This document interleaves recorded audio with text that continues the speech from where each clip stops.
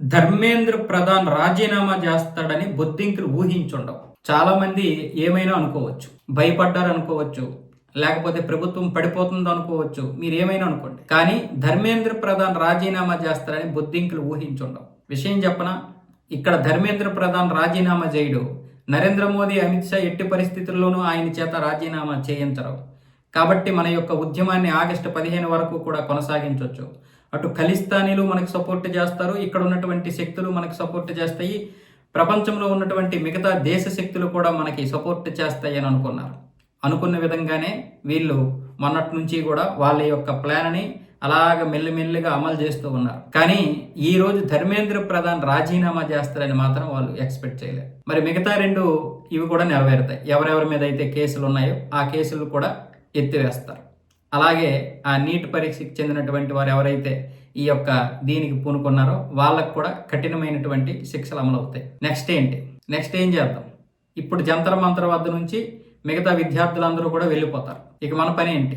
మనం ఆగస్టు 15 వరకు అనుకున్నాం కదా, కానీ ఆగస్టు 15 వరకు లేకుండా జూలై 25వ తారీఖుతోటే మొత్తం అయిపోతుంది అని ఇప్పుడు వీళ్ళు బహుశా చాలా వరకు బాధపడే ఉంటారు. మీరు అనుకోవచ్చు ఇది విద్యార్థుల విజయం అని. నిజంగా వాళ్ళు నీట్ పరీక్ష లీక్ ఏదైతే ఉందో ఆ లీక్ గురించే చేస్తే ఖచ్చితంగా ఇది విజయమే. కానీ మీరు చూశారు, జంతర్ మంతర్ వద్ద రాముల వారిని, సీతమ్మ వారిని తిట్టారు. 370 రద్దు గురించి మాట్లాడారు, దాన్ని మళ్ళీ ఎత్తివేయాలన్నారు. అమల గురించి మాట్లాడారు, 370 అమల గురించి. అయోధ్య రామ మందిరం గురించి మాట్లాడారు, లద్దాఖ్ గురించి మాట్లాడారు, 7 సిస్టర్ గురించి మాట్లాడారు, వేర్పాటువాదుల గురించి మాట్లాడారు, ఉగ్రవాదులకి సపోర్ట్గా మాట్లాడారు. దీని గురించి మీరు మాట్లాడాలి, దీని గురించి మీరు ఆలోచించుకోవాలి. ప్రజలారా, దీని వెనుక చాలా పెద్ద శక్తులు ఉన్నాయి. మీరు అనుకుంటున్నట్లుగా ఇక్కడ కేవలం నరేంద్ర మోదీ అహంకారాన్ని అణిచివేశారని మీరు అనుకుంటే పర్వాలేదు, దానికి ఎటువంటి బాధ లేదు. ఒక ప్రభుత్వాన్ని ప్రశ్నించే హక్కు విద్యార్థులకి ఉంటుంది, ప్రజలకి ఉంటుంది. ఓట్లు వేసినటువంటి ప్రతి ఒక్కరికి బాధ్యతగా ఉండాల్సినటువంటి బాధ్యత ప్రభుత్వం మీద ఉంటుంది, జవాబుదారీతనంగా ఉండాల్సినటువంటి బాధ్యత కూడా ప్రభుత్వం మీద ఉంటుంది. కానీ కేవలం ఇక్కడ అది మాత్రమే జరగడం లేదు.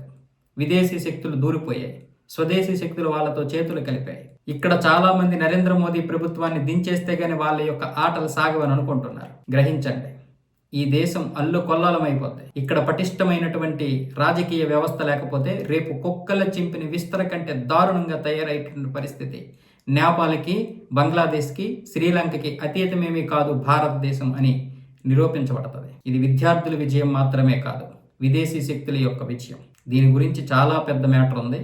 అవి రోజు రోజుకి వస్తుంటాయి. అసలైనటువంటి నిజాలు త్వరలోనే బయటపడతాయి.